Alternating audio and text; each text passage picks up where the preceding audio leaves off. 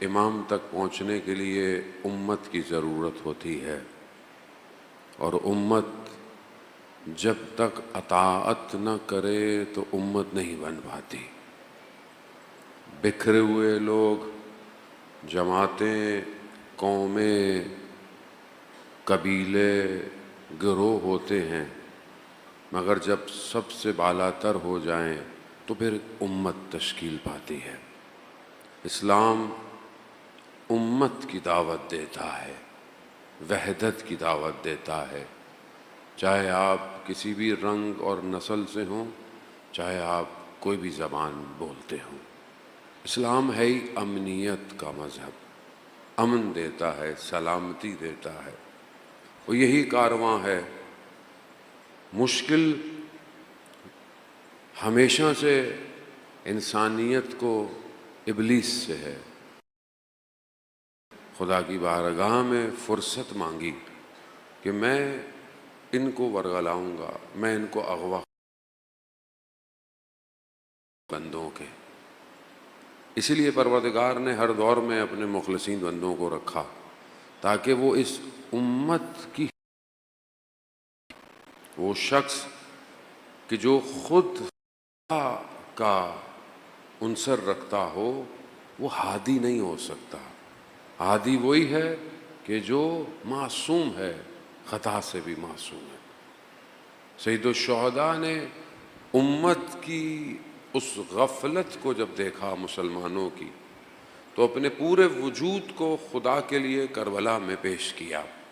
دیکھنے کو ایک چھوٹی سی جگہ ہے، مکان کے حساب سے، تاریخ کے حساب سے، زمانے کے حساب سے 61 ہجری ہے، کچھ نہیں ہے وہاں، ایک بیاباں ہے، ایک دشت ہے، لیکن سید الشہداء نے اس ایک دشت کو ایسا آباد کیا کہ قیامت تک کے لوگ اس سے ہدایت پاتے رہیں گے۔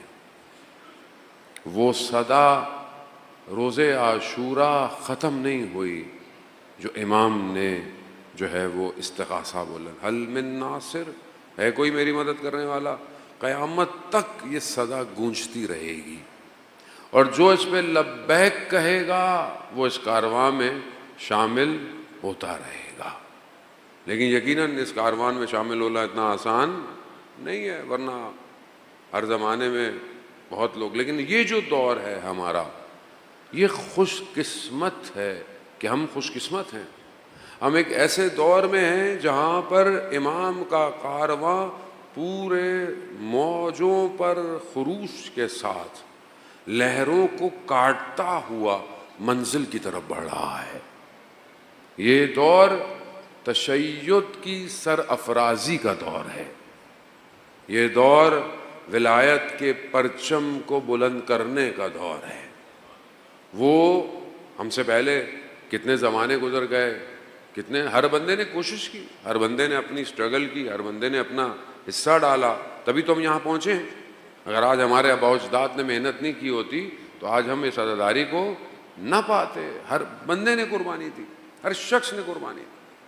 کئی ملکوں میں جانا ہوتا ہے، وہاں لوگ کہتے ہیں مولانا صاحب یہاں پہ کوئی امام بارگاہ نہیں تھی، مسجد نہیں تھی، ہم گھر میں پروگرام کرتے تھے، ہم یوں کرتے تھے، کرتے کرتے کرتے کرتے آج کارواں بلند ہو گیا ہے۔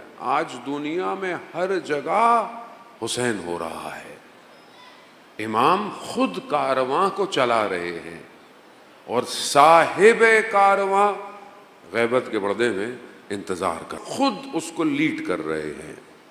ہمیں نظر نہیں آتا، میں اپنی بات کر رہا ہوں، آپ مجھ سے بہتر ہیں۔ جو خود کو وہ بالکل ویسے ہی زندہ ہے جیسے ظہور میں زندہ ہوگا، وہ صبح شام وہی کام کر رہا ہے، اسے دشمن کا خوف، اسے جان کا خوف، اسے مال کا خوف، اسے اولاد کا خوف بالکل نہیں ہے۔ اس نے اپنے آپ کو اپنے امام پر قربان کر دیا ہے، اور جو امام پر قربان کر دے وہ دشمن اس کے سامنے کچھ بھی نہیں۔ مگر کربلا میں کتنے بڑے بڑے لشکر تھے، کتنی تعداد تھی، ادھر بھوک بھی تھی کم، گھوڑے بھی کم، مگر کوئی شخص ایسا تھا کہ جس کانوں کو رہبر معظم کے لبوں پر رکھو۔ زمانہ کو مخاطب کرتے ہیں کہ اصل پرچم آپ کا ہے، اصل سب کچھ آپ کا ہے. میں جب تک زندہ ہوں ان شخصیتوں کو پہچانے عزیزان محترم. آج حق اور باطل واضح ہو گیا ہے. آج سید علی خامنائی کی شخصیت سب کے اوپر واضح ہے. کوئی فرقہ واریت نہیں ہے, کوئی گروہ بندی نہیں ہے, ایک سسٹم ہے. مراجع تقلید سب کے الگ الگ, مگر ایک شخص جس نے اسلام کے پرچم کو اٹھایا ہوا ہے. ہر قوم کا کوئی نہ کوئی تو لیڈر یا رہبر ہے, چاہے آپ بوری ہوں, چاہے اسماعیلی ہوں, چاہے دوسرے ہوں, ہر مذہب کا کوئی نہ کوئی ہے. خوب یہ کیسے ہو سکتا ہے کہ جس کا مکتب نظام اور امام کی بات کرے ان کا کوئی لیڈر کوئی نہ ہو؟